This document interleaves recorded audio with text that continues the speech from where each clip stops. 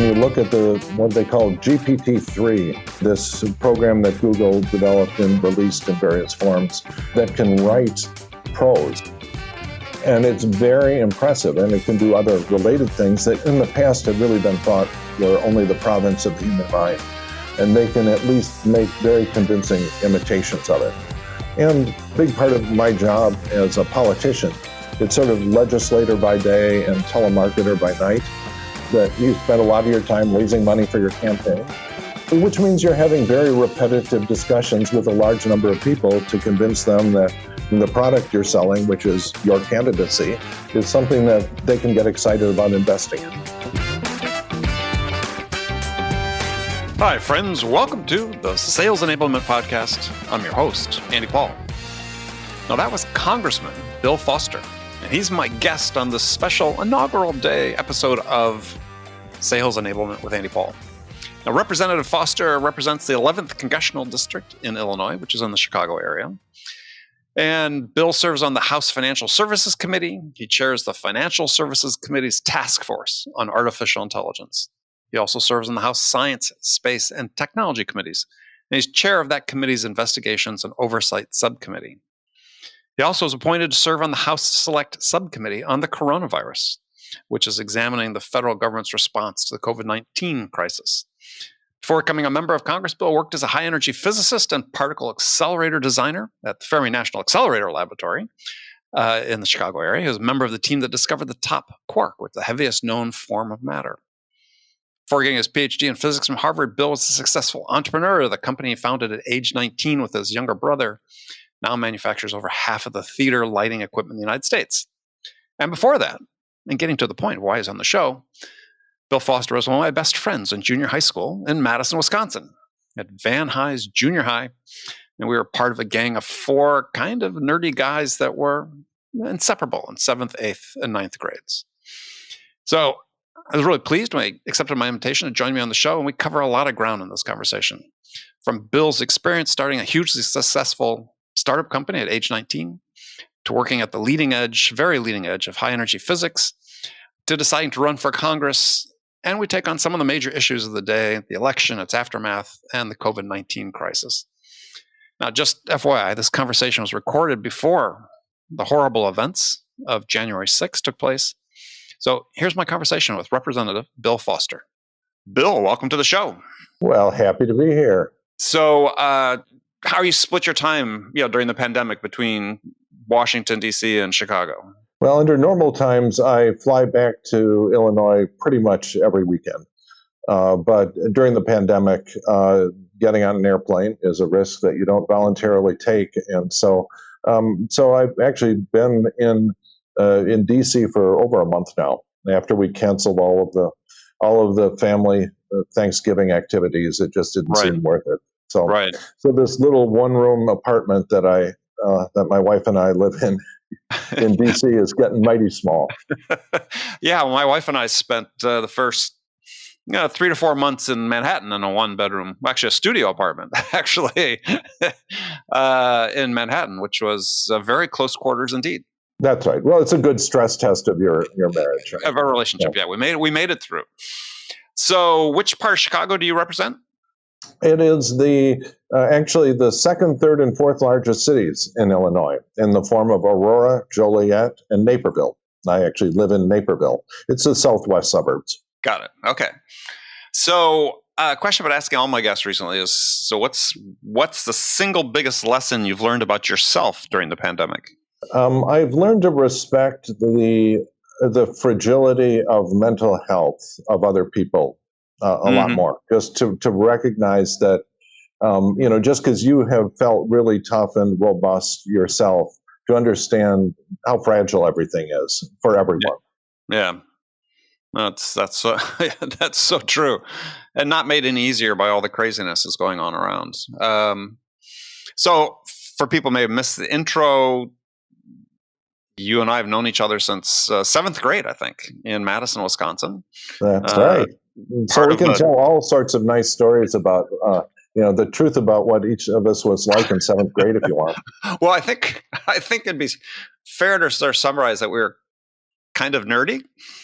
Well, I mean, that's right. Yep. Yeah, I mean, there's a gang of four of us that sort of were the gang of four. Um, yeah, we were not the big men on campus by any stretch of the imagination. Mm-hmm. Yep. And But it's still a valuable part of life. Yeah. Well, no, it was great to have, as I said, this close group. And I have this distinct memory that French class in like 8th grade or something. It was like us four and like 20 girls or something. That's right. And then there was Madame Sipperly with an exceptionally short skirt. Yes, our French teacher, who was very fashionable, very so for the day. So you just won re-election to Congress yourself. I mean, how long have you been representing this district? Well, it's complicated. I entered Congress in March of 2008 in a special election to replace Dennis Hastert, the former Republican Speaker of the House. And so this was by winning his very heavily gerrymandered district to make it safe for a Republican. And so everyone was sort of shocked when this scientist and Democrat won this seat. It actually made headlines around the world at the time. And so I held on to that gerrymandered Republican district for 3 years, lost in the Tea Party wave election in 2010, and then returned 2 years later. And so you can add it up. It's over a decade now at this point. And now you in the same district, or was it a different district that you represented the second time? It overlapped. There was between 2010 and 2012, Illinois lost a seat and the maps changed significantly. Got it. So you mentioned you were a scientist. So your career, I guess I sort of think about like two careers. Is you were a physicist, but you're also simultaneously an entrepreneur. So that's right. Well, I followed the sort of well-trodden path from theatrical stage lighting to high-energy particle physics to the U.S. Congress. Yeah, so I'm just another one common. of those typical. Very typical. Well, people, you started this company with your brother. Yeah. So when I was 19, my little brother and I started this company with $500 from my parents and in our basement. Now this was right when the microprocessor was invented. And so we had the bright idea of using this newly invented microprocessor to control theatrical stage lighting. So what had happened is my younger brother sort of rebelled against the fact that my elder sister and I did very well in school. And so he rebelled against this by hanging out with the theater crowd and refusing to study for math tests and stuff like that. And so he became, very adept at particularly theater lighting. And at some point, the University of Wisconsin paid maybe $100,000 for a big, clunky manual theater lighting control board. And so my brother hauled me down there and asked me, at this point, I had been sort of building computers out of spare logic chips, as a late high schooler and undergrad. And so we said, can you do better than this? I said, yeah, probably for about $500 in parts, we can build something that will massively outperform this $100,000 object. So it seemed like there was a business model there. And a year later, we had a working prototype, and we went to a trade show and found an established firm to market it for us. And so for the first 3 or 4 years, we built the equipment, and then it was marketed by an established firm who slapped their label on it. And then at one point, Disney hired them and us jointly to make the controller for the Disneyland Main Street Electrical Parade. That's something that which I've been to many times. That's right, and perhaps hauled your kids to it. Yes. And so for decades, the system that ran all of the sound and light cues for that was something that I programmed, back when I was, working for the company. And so this is then at that point, Disney realized that it was not the company that was marketing it for us, but actually these two young kids that were actually, the brains behind the operation. And then when Disney was building Epcot, and they realized that, hey, we have to buy a large number of theater lighting control boards, and why don't we let these kids bid on it? And so at that point, when we won that bid, that was instant credibility for our firm. And we started selling directly. The other big breakthrough was when a major, now I don't know if I have to think carefully about whether I'm allowed to say this, but a very famous rock star used our equipment when she went out on tour. And this was another breakthrough and we got instant credibility into the rock and roll market. And very cool. Yeah, you like to think that it's the quality of your equipment, but in reality, it's the reputation that you get from association that's so important in business. So this company still exists today? Oh yeah, it's got about 1,200 people, and it's well, after we had our first order, we started out in our basement, and then Dad kicked us out of the basement because we were making too big a mess. So we moved up to my bedroom. And then when we got our first order, we moved to a little metal shed in a cornfield. And now it's a great big building in a cornfield with about 1,200 people. I actually no longer own it. When I went into politics, I had my partners buy me out. Got it. Because I just didn't want to be casting votes that affected my net worth. Right. Interesting. So how then did you get from there to getting your PhD in physics at MIT? But Harvard. But it was a... Oh, Harvard. Okay, I'm sorry. Yeah, Harvard. So, I had always...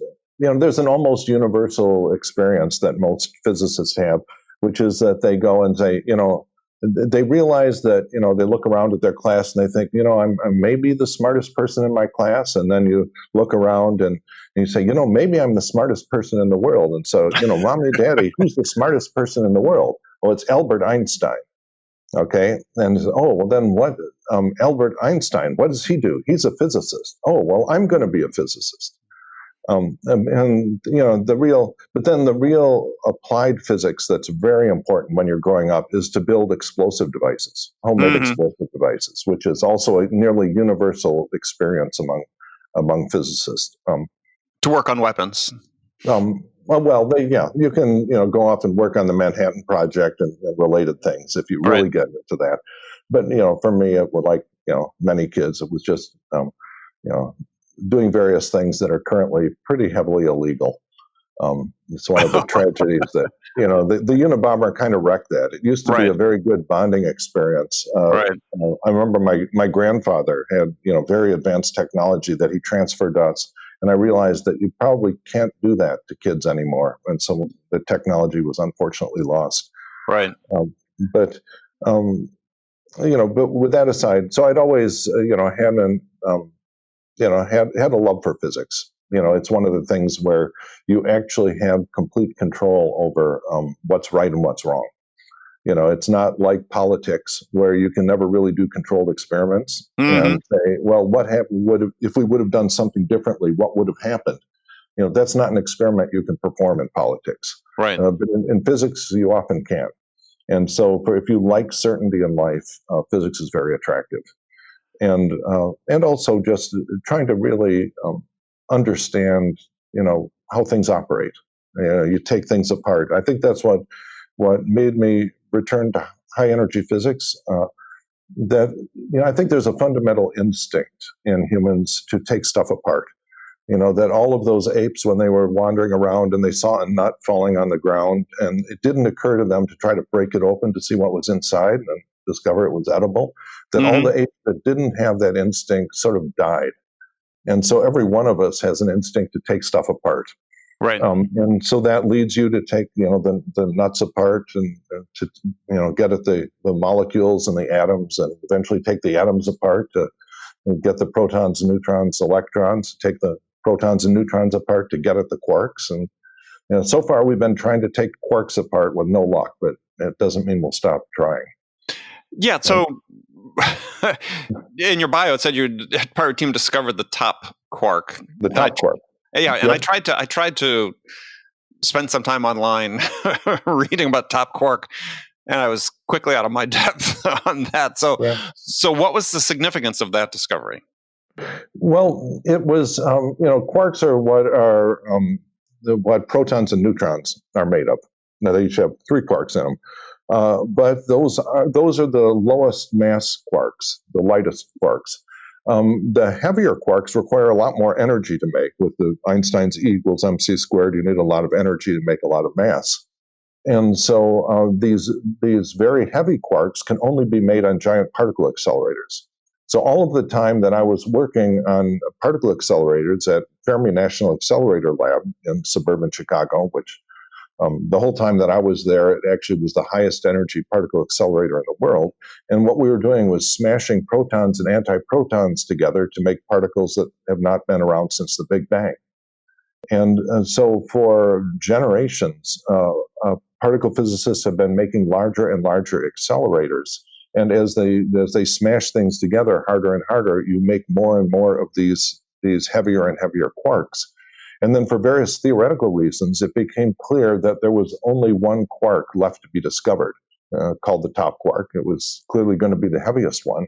Mm-hmm. And so many billions of dollars was spent all around the world building accelerators, larger and larger ones, in failed efforts to have enough energy to build the top quark. And so at Fermilab, we invented and made work the superconducting proton synchrotron, which finally had enough energy to produce the top quark, the heaviest known form of matter. And as I say, for various theoretical reasons, probably the heaviest particle that will ever be discovered. And so it's something that America can be proud of, that really in the science textbooks forever, on the prairies of Illinois, we have discovered not only the top quark, but also the bottom quark, the second heaviest of the quarks. And so, again, for lay people, I mean, having discovered it, so what now with that? Oh, you mean what's the commercial application? No, not necessarily what's the commercial application, but what's it mean for us? I mean, that we now know this exists. Well, the person who founded Fermi National Laboratory was asked that at a Senate hearing, and this was during the Cold War, when the United States was spending hundreds of millions of dollars building this accelerator. Mm-hmm. And they said, "Okay, can you tell us, Dr. Wilson, the leader of the lab, what this has to do with national defense?" And he said, "Well, I have to tell you that it has absolutely nothing to do with national defense, except perhaps to make the country more worth defending." And that's the real reason that that this will be in the textbooks forever. When people around the world learn about the very finite number of quarks that exist in our universe, it's going to be in the U.S. and at our lab in Illinois, where it was discovered. And that's worth something. It's like astronomy. It's hard to argue that there are going to be real commercial spin-offs from astronomy, but it just it makes you at least makes scientists very proud and interested when we discover gravity waves from supermassive black holes merging that from across the universe. This is pretty amazing that these things can be detected. Well, I think it sort of speaks to, and I mean, you tell me, obviously you're very familiar more with the budget, the federal budget and so on, but it seems like there's been, based on what I've read, many fewer dollars devoted to this type of basic research that's important. Yeah, and the spin-offs are actually very unanticipated. For example, at Fermilab, we needed superconducting wire, very high-performance superconducting wire, to make these magnets for this very big particle accelerator we wanted to build. And so we put a lot of effort in developing high-quality superconducting wire. And then after we used it successfully for the Fermilab accelerator, we could not prevent that same wire from being used for magnetic MRI scanners that most people have been inside at this point, and certainly will by the end of their lives. And so that wasn't our intention. But when people realized that we had these very powerful magnets that dissipated no electricity to keep them going, the doctors got very excited at the possibilities of using this to scan patients. Yeah, I mean, to me, it's sort of like what we hear about the Apollo program and all these other pivotal space programs, that there was just so much unintended spin-off of technology that just from the basic research we're doing that in part justifies what we're doing there. Yeah, sure. And then this whole business with the miraculously rapid development of vaccines that everyone is celebrating right now. That Right. actually started at the University of Wisconsin back in the early 1990s, Yep. when a couple of clowns I think it was may have been the medical school, just took a little bit of mRNA, injected into a mouse, and say, "My gosh, look at the mouse is making protein according to the recipe." And of course, it was nowhere near usable as a vaccine. But then everyone got excited, and over the next 2 decades, developed what became the vaccine platform that allowed us to go from the basic genetic map of the virus to injecting the first patient 60 days later. And that was because of decades of federally funded research, much of which had nothing to do with vaccine development, just saying, how the heck does this mRNA actually work? Right. Yeah, my wife, who's teaches medical school as a PhD scientist, was explaining the whole how the messenger RNA works in the vaccine with the spike proteins. Yeah, very fascinating. And this, to your point, that did it in 60 days. So, what then was the impetus to run for Congress? Well, I tell people sometimes that I fell prey to the family's recessive gene for adult onset political activism. This is something that actually runs in my family. My dad was also a scientist. He got a chemistry degree from Stanford, and during World War II, he designed fire control computers for the Navy. And most of the way through the war, started getting these reports of how many people were killed by his team's equipment, each week, and became very unhappy with the idea of his technical skills being used to hurt people. But he'd grown up in the South and saw a bunch of things he didn't like about how blacks were treated. And he saw the civil rights movement as the moral challenge of his generation. So he left his career in science and became a civil rights lawyer. He ended up writing much of the enforcement language behind the Civil Rights Act of 1964. Wow. One of the biggest steps forward for human rights in our country's history. And so it was actually reading his papers after he passed away, about 20 years ago now, that I started thinking about this fundamental question of what fraction of your life you spend in service to your fellow man. This is a question that every one of us has to answer. And for most people, it's a number between 0% and 100%. Right. And it's also a question that science does not help you answer at all. It just, you just have to look at the spirit inside you and why you think you're on Earth. And was there a particular issue at that time, though, that animated you to? Well, one of the things that has frustrated me for my whole adult life is when I see federal policy being made for reasons that are either based on wishful thinking about science or just not realistic technical understanding of what's possible. And that causes us to make a lot of mistakes in federal policy. And as a scientist, I felt I could contribute a lot there. If you just look at climate policy, there are many, many ways that we can spend money to try to mitigate carbon emissions, and some are much more effective than others. And so it's really, our duty is in public policy to make sure we spend money on the ways that are most efficient. Where the basic figure of merit is the number of tons of carbon dioxide mitigated per dollar of federal tax money.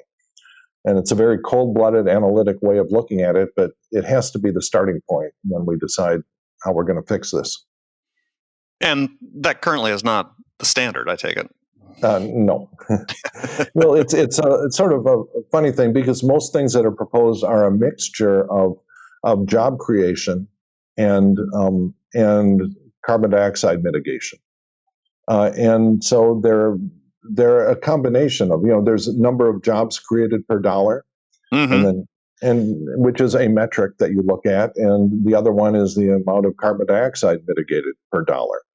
And so it's really a two-dimensional selection of programs.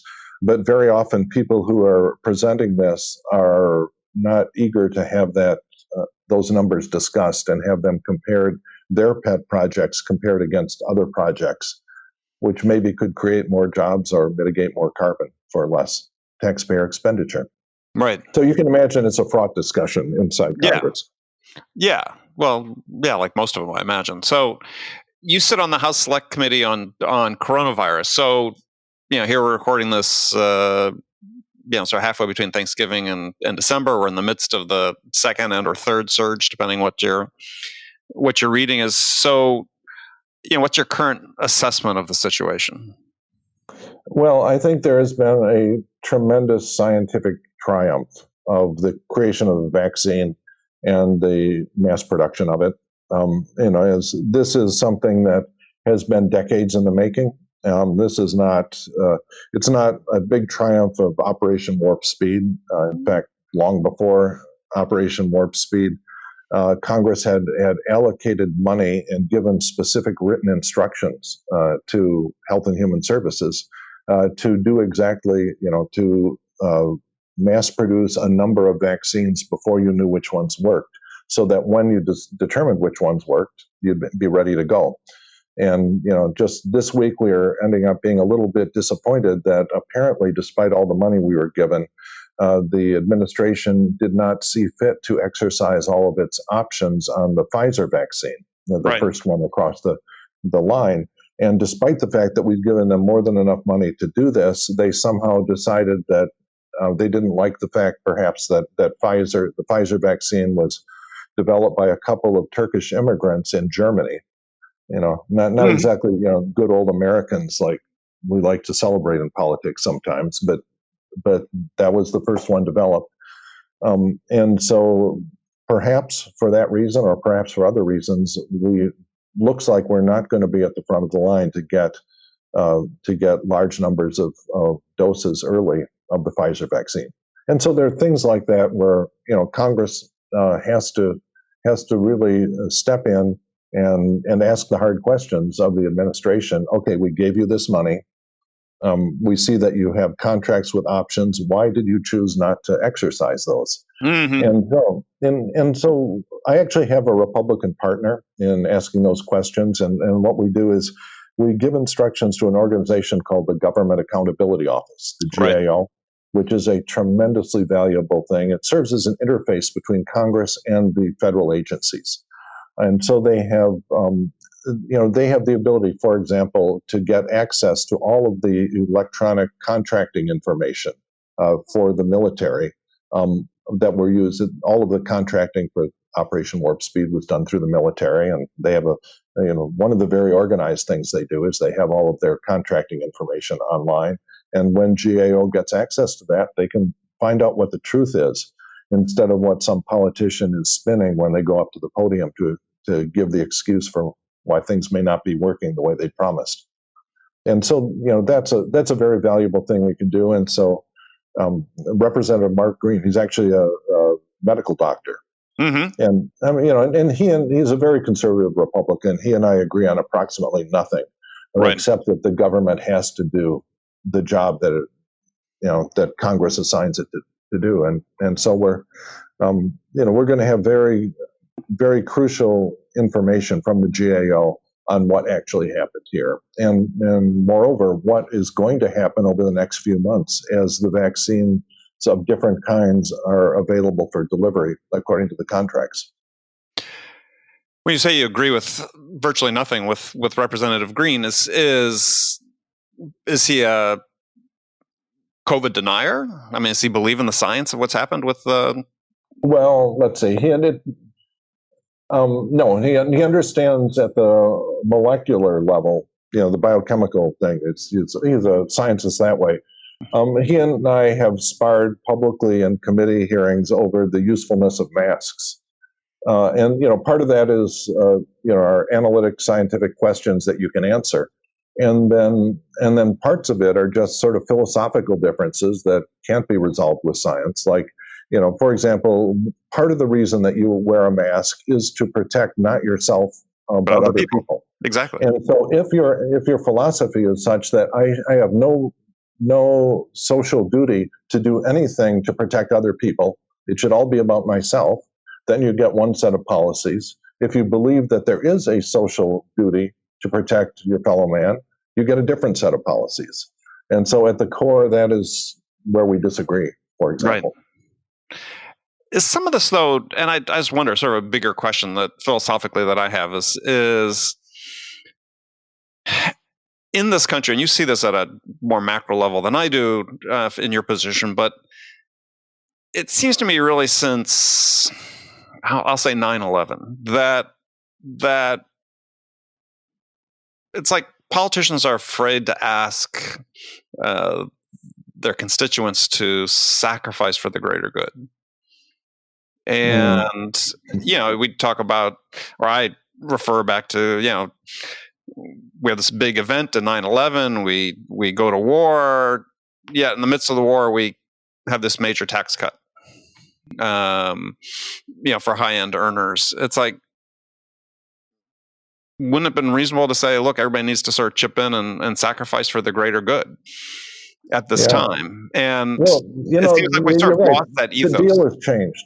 Yeah, you're right. The social deal has changed. I remember when I was starting my company, my brother and I knew that if our ship ever came in and our company became as big and successful as it is right now, that we would be paying top, marginal tax rates. I think at the time they were up near 90%. Yep. That only applied once your company had become big and successful. But that did not stop us from staying up all night getting the first products shipped out the door, because partly because we wanted to build a company, and partly because the rates didn't affect you until you got a big and successful company. But in return for that, we got very good educations courtesy of the taxpayers of Wisconsin. That I think I spent, it was like $2,500 either a semester or a year was what I paid for my education at the University of Wisconsin. And I was able to pay that with a part-time job and a summer job, and escape without any debt. Right. And so that used to be the deal, and that is the deal that we should go back to. It should be possible to get yourself a good education, not by doing nothing, but if you're willing to work your way through college. Right. And in exchange for that, and that was very heavily subsidized by taxing wealthy people in Wisconsin. And so one of the tragedies of recent history is that, for various reasons, the public has been convinced that taxing wealthy people is actually somehow bad for the economy. And as a result, we're starving. When I look back at what's happening in Wisconsin, it sort of breaks my heart. The stress that the university, the University of Wisconsin was, in the top 10 in many, many fields, and it's fallen well out of that because the budgets have been cut, by people that believe that lowering taxes are a higher priority than having high quality education. I had long discussions with my brother about whether we would have actually started and kept our company in Madison, in suburban Madison, where it's run, if we did not have the steady stream of very well-educated kids to hire into our company, because that was the thing that kept us in Madison. It's not a natural place to make theater lighting. Then you go to Hollywood, you go to, New York City for Broadway or whatever, but you don't naturally go to Middleton, Wisconsin. Yeah. But anyway, so I think that we, one of the problems with politics is that the time window is only goes as far as the next election. If there's not a payoff in the next election, politicians aren't interested in it. And so when you spend money on early childhood education, there's no economic benefit to that for decades. And so it causes us to underspend on things with long-term payoffs. And like federal research. Federal research. When you got into politics, did you find yourself sort of torn by that same dynamic? No, all the time. And I found that politicians understand the logic perfectly, but they also have the survival imperative. And that if you try to go home and campaign that, oh, look, I did this wonderful thing, I increased spending on early childhood education. Our country will be much better off in 20 years because I did that. That's not what people want to. And the person running against you says, I voted to cut your taxes if you're wealthy or even comfortable. and they go back home, and unfortunately, over time, that second message has seemed to have a lot more traction than the first one. And it's almost a design problem with democracy, the short time scales. Yeah. I mean, it's like the quarterly earnings report, right? Exactly. Yeah. And so I think there are interesting structures that have been proposed, so-called loyalty shares that reward long-term holders of shares of companies more than people who hold on to it for 40 milliseconds during high-frequency trading, which is sensible. I think the longer terms for members of Congress, this 2-year perpetual election cycle is something that makes it very hard to concentrate on doing your job, which is to writing legislation that will actually help the country. Right. Well, you also chair a House task force on artificial intelligence. So, speaking of these things, that's hard to go back and perhaps sell to your district. So what's the function of the task force? And I ask because the company that owns this podcast is deeply invested in artificial intelligence itself. Oh, sure. Well, I guess I'm probably the only member of Congress who actually is an AI programmer. When I couldn't stand it about 2 government shutdowns ago, when a certain senator who will not be named was reading Dr. Seuss overnight as the government was shut down. Right. And what I did, I just can't stand it. I have to think about something else. I went and downloaded the tutorial for TensorFlow, which is Google's open source AI engine, and worked through the tutorial on it. Was pleased to find which I'm sure many members of Congress did. Oh yeah, that's right. Just standard thing, but and it was very interesting. But one of the things that struck me was that the algorithms there are not different than the algorithms that we used 25 years ago to classify particle physics interactions at Fermilab, at the laboratory that I worked. Because what you see is you smash the protons and antiprotons together, you get a spray of all kinds of junk. And you don't know just by looking at one piece of junk, what the original configuration was that produced it. But by using neural networks, you can actually reconstruct in a probabilistic way what actually the stuff came from. And so the algorithms are just the same, but what's different are just the orders of magnitude more computing power that you can direct to the problems, and you get qualitatively more powerful answers. And so these fundamentally pretty stupid algorithms get phenomenal results. And so that's one of the interesting features of AI, why there was this huge breakthrough. I guess roughly 2012 was when the dam broke on a lot of the performance of neural nets. And then trying to understand what that means for humanity is, that's actually something that has penetrated into political consciousness, but no one knows what the answers are.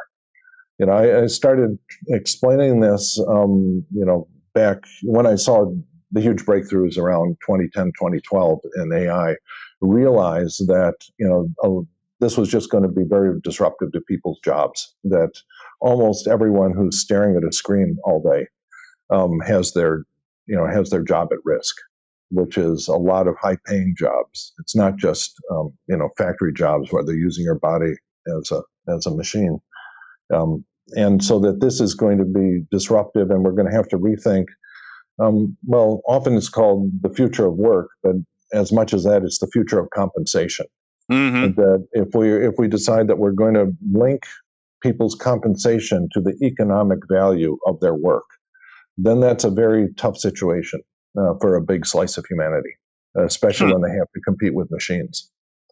Well, I think it seems to be true even at sort of the blue collar level. I mean, I think the single largest employment category, or one of the single largest ones, is truck drivers, and with AI driven autonomous vehicles, there's a huge dislocation.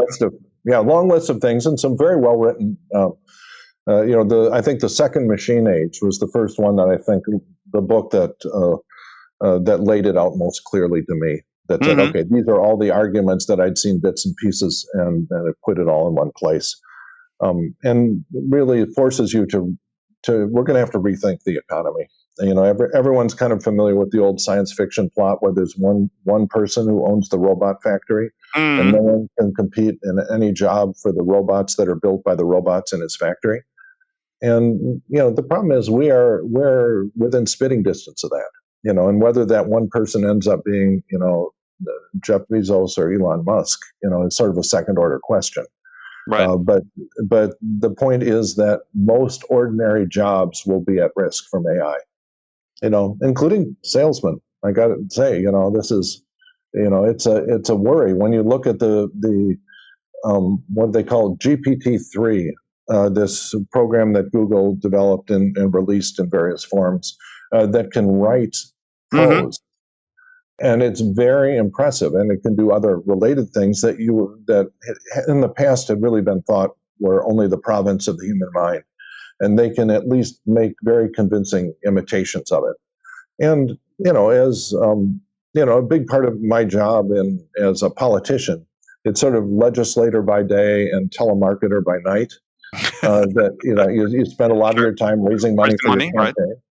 Right? Which means you're having very repetitive discussions with a large number of people to convince them that the product you're selling, which is your candidacy, is something that they can get excited about investing in.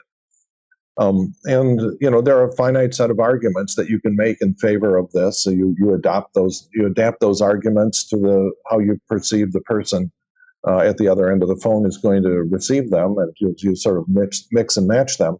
But it's not something that is out of the range of what could be done, with artificial intelligence. So one of my software projects that I'm working on is just to make a deep fake version of myself and to do all of my fundraising call time. So I can just, have this thing dial out, and people won't be able to tell that it's not really Bill Foster on the phone asking him for money for the campaign.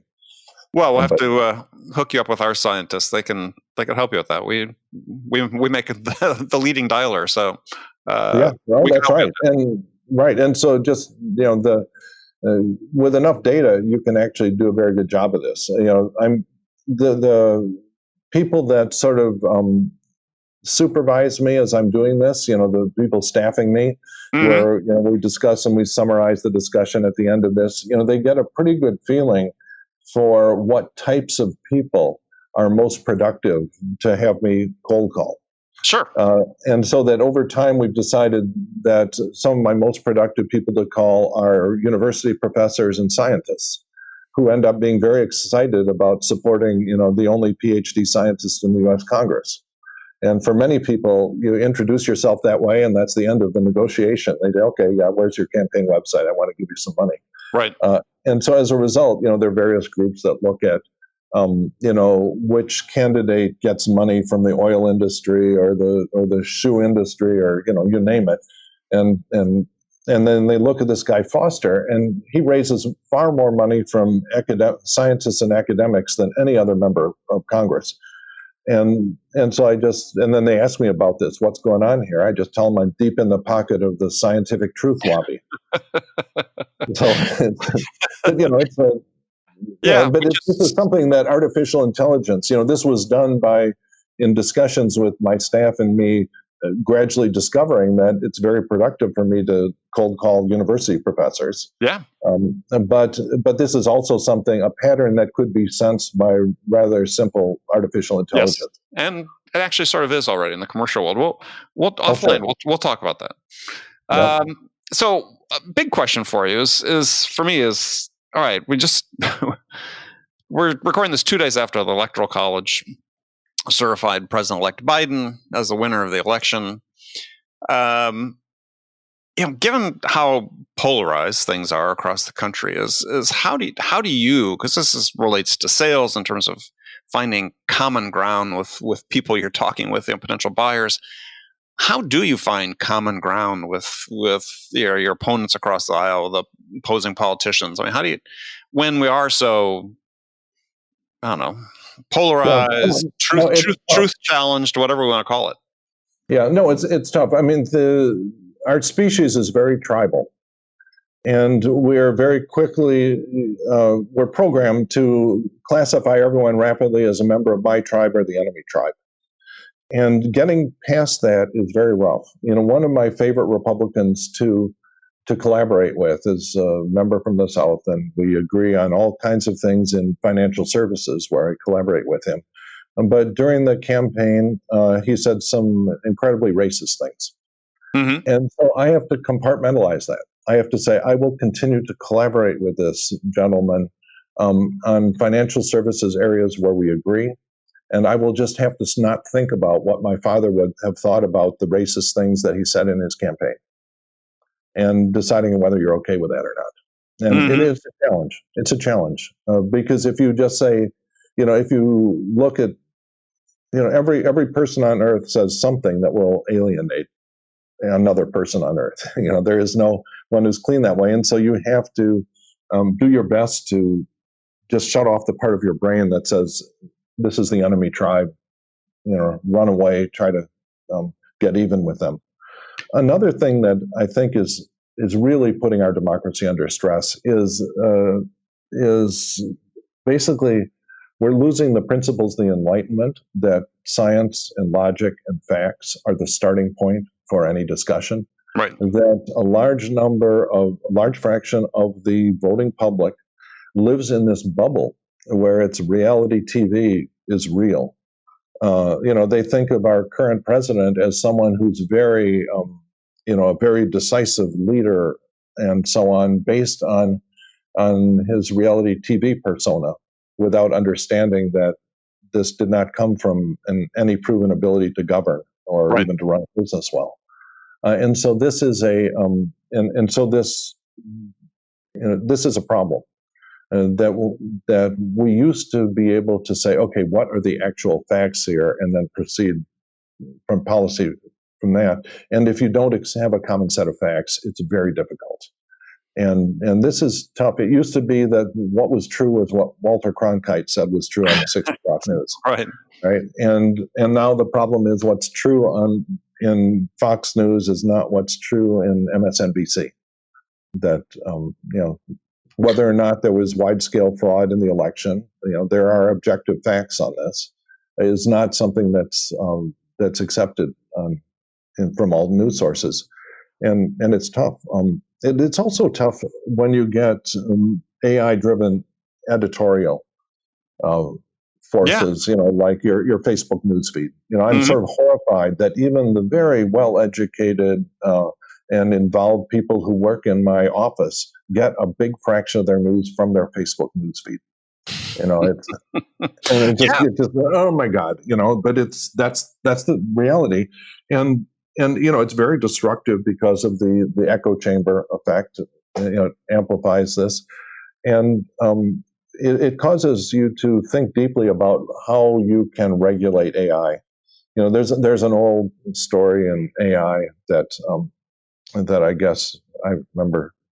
When I was an undergraduate, I heard it that you have a super intelligent machine, and you say, okay, here is your job: maximize production of paper clips. And the super intelligent machine thinks for a moment, and then it says, okay, I will begin by killing all humans on Earth because it interferes with paperclip production. Right.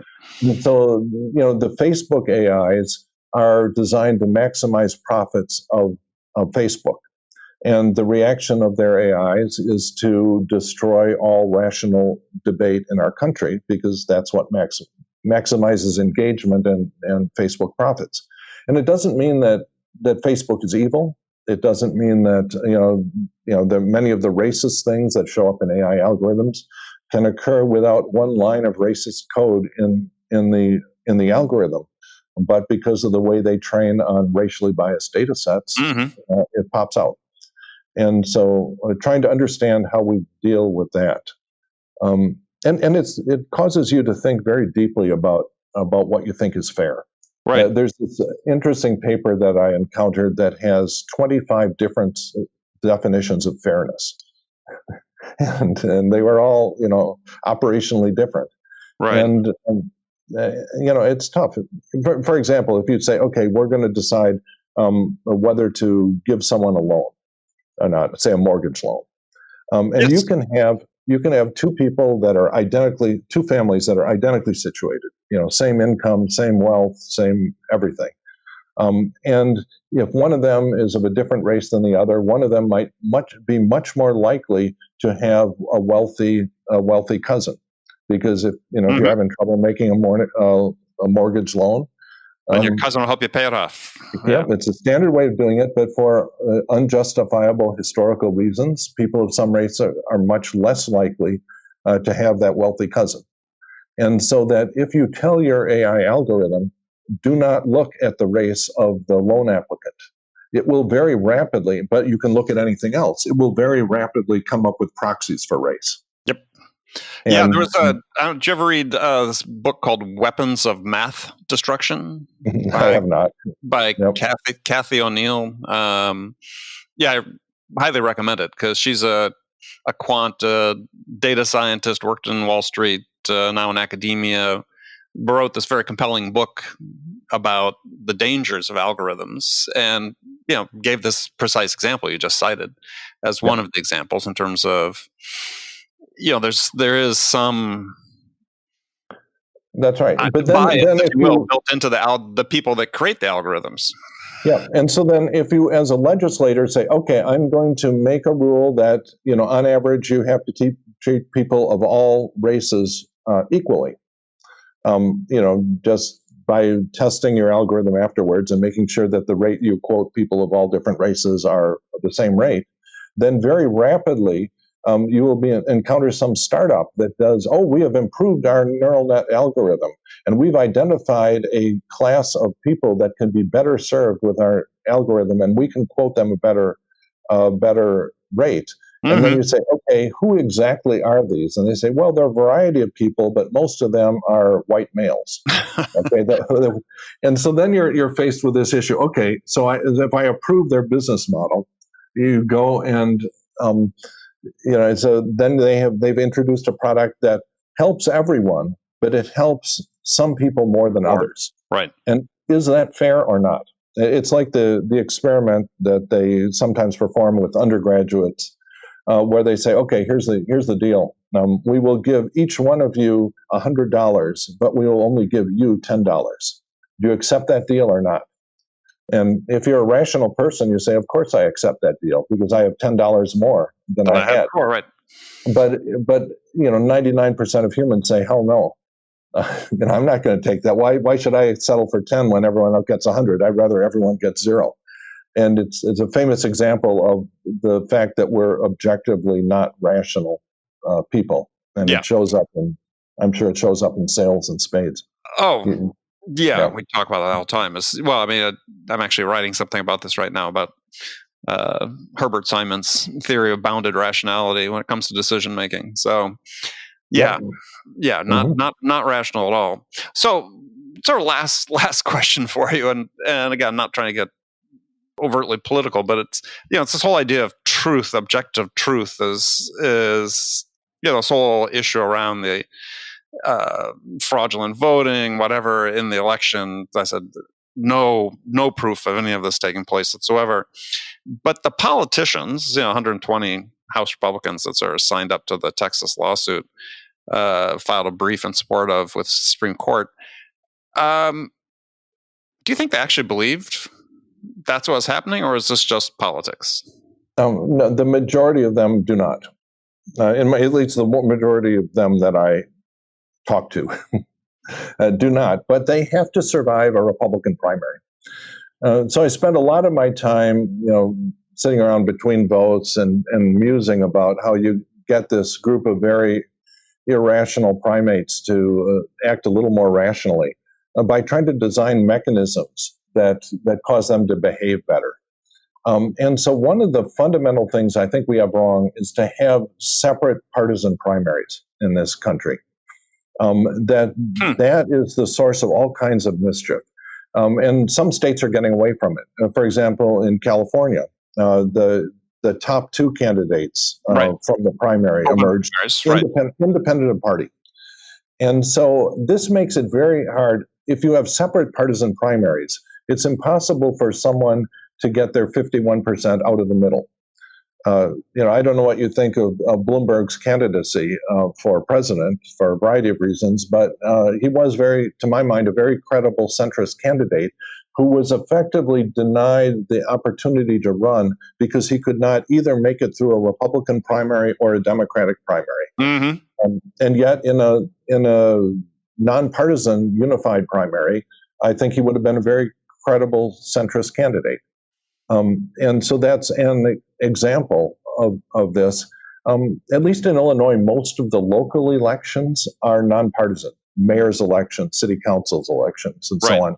Now, people know who the Democrats and Republicans we're are. here in San Diego too, right? Yeah, but it's a very different dynamic that happens when you don't have the separate primaries. And so, if I had my choice of, and then there's an embellishment of that called ranked choice. Well, I was going to ask you about that. That was what do you think of that? I think it's a good idea. My very favorite system is to have the primaries are what are called acceptance voting, and followed by ranked choice voting. But that's a detail. The general idea behind ranked choice is that, first off, it's a unified primary, so that someone can get their 51% out of the middle. And so it's an opportunity to elect centrists. It also eliminates the possibility of getting these really extremists on either the left or the right. It makes their road a lot tougher because they are not likely to be the second choice of anyone. Well, the ranked choice voting works by you rank all the candidates in the order you would prefer them? Yes, that's the simplest form. Okay. And then they say, okay, who's the least popular candidate? Either the person who got the smallest number of first place votes or some more complicated system. And so then you say, okay, kick that one out, ignore it. And then if that was your first choice, you say, okay, who is your second choice? And that becomes your first choice. And like that, then you repeat the ballot and go on. And so you keep slicing off candidates from the bottom until you're left with two candidates, and then whichever one is preferred among those two. And so you can do it easily on a spreadsheet, and there are spreadsheets that do it. But it's it generates a lot more centrist candidates. For example, this worked perfectly as designed in Maine in the 2018 election, where there were three candidates. There was a very right-wing Republican, there was a sort of moderate Democrat, and then there was a Green Party, very liberal one, who was in third place. And so on the first ballot, if you just look at first place votes, the plurality of first place votes went to the conservative Republican, because the Democrats split between the Green Party and the conservative Democrat. And then what happened is that the Green Party was eliminated because they got the fewest votes. And then most of the Green Party votes, the second choice of Green Party voters, were the conservative Democrat, who ended up winning. And which really represents, I think, the voters of Maine pretty well. Interesting. And so this is an example of someone getting their 51% out of the middle. And it's becoming more and more popular. The other aspect of this is that a lot of the political machines get their power from the partisan primaries. You get these very light, very small turnout primary elections that if you have a political machine, you can go and swamp the small number of votes that get cast there. And in fact, a lot of centrists say, I don't want to vote in either the Democratic or the Republican primary because I'm not a fan of either one. Right. Whereas if there was a system where a centrist had a reasonable shot of winning, they might actually show up and vote. Well, it's an interesting point as you keep talking about the centrists, is that it seems like, getting back to the election and sort of public discourse, it does seem like the middle has vanished to some degree. And you see that all the way through Congress. When we're striking these big deals in Congress, it is always a small number of the leadership that are in the room where it happens and the final deal gets struck. And it's always, let's go talk to Mitch McConnell or Nancy Pelosi or Chuck Schumer or whoever's in the room. And why is it that those are the only people that are relevant to this? And it's because the system is set up to incentivize, partisan block voting. Because if you are the leader of a party and you can deliver a majority of votes, you can always deliver a majority of votes for whatever you decide is going to be your policy, then you are the only person worth talking to. Okay, and the sort of mantra that both sides have, that our unity is our strength, really means that the unity of a party is the leadership's strength. And there are a number of mechanisms that have been eviscerated that used to provide a lot of political power to a centrist coalition that would form on a specific issue. And one of these is the so-called discharge petition. Right now the Speaker of the House or the Majority Leader in the Senate has essentially dictatorial power over what gets voted on. Right. And so if you ask why is it that we never passed the DREAM Act that provides immigration status to young kids that were brought here, people that were brought here as young kids by their parents, which is very popular. It's, I think, 80% of the U.S. public supports it, and yet we've never passed that. It's because the people in power, in control of their caucus, realize that if they bring that up, that part of their base will be so angry at them that they will lose control of their caucus. And that's why Paul Ryan and John Boehner, despite knowing the fact that the majority of the American people supported, for example, the DREAM Act, they never brought it up because that would guarantee an insurrection by the extreme right wing of their party. And which they both faced. That's right, which they both faced. But they were told bluntly that if they brought up the DREAM Act, it would have passed by 100 votes if it had been brought up. But if they brought it up, they were told that the next day there would be a motion to vacate the chair, and they would lose their control of the party. And so this is the system that we've set up amplifies the power of political machines and also amplifies the power of the extreme wings of the party. And you do that by making it difficult or impossible for centrist coalitions to form and to have their power be felt. So, then there are mechanisms to do this. Right. There was a tragic mistake made back in 1993. When we made the discharge petition, which used to be an anonymous deal, there's a safety valve that was put in place probably 100 years ago in Congress to prevent the dictatorial power of the Speaker or the Majority Leader from being exercised, which is that if you could simply get a piece of legislation and get a majority of members of Congress to sign on to it, that would immediately force a floor vote. And that was very successful for most of 100 years. And then in 1993, we made the simple change to make it public when you signed on to a discharge petition. So then now the moment that you sign on to an enemy discharge petition, the Speaker or the Majority Leader will come and punish you by taking away your committee assignments or all the various tools they have to punish you. It sounds like kindergarten. but it's and this was anyway. So there's very interesting. If you look at the Wikipedia article on discharge petition, it's very illuminating. Yeah, the history of this. But if you simply make this anonymous, the way it was for most of the last 100 years, then all of a sudden the Speaker won't know who to punish. And things like the DREAM Act will magically get over the threshold of having a majority of members sign on to it. There will be a floor vote. And had that happened, we would have had passed not only the DREAM Act, but comprehensive immigration reform.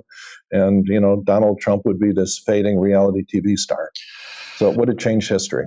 So mechanisms matter. Mechanisms matter.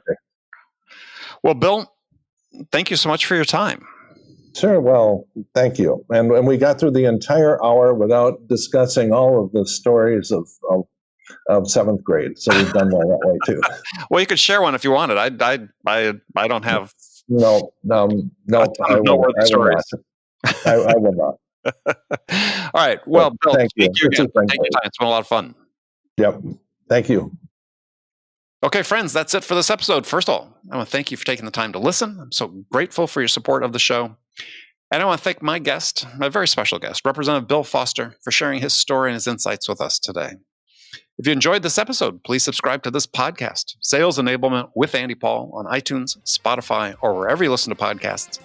If you could also leave us a rating or a review, let us know how we're doing, well, we'd appreciate that. And you can do all that on your phone in less than a minute as soon as this episode is over.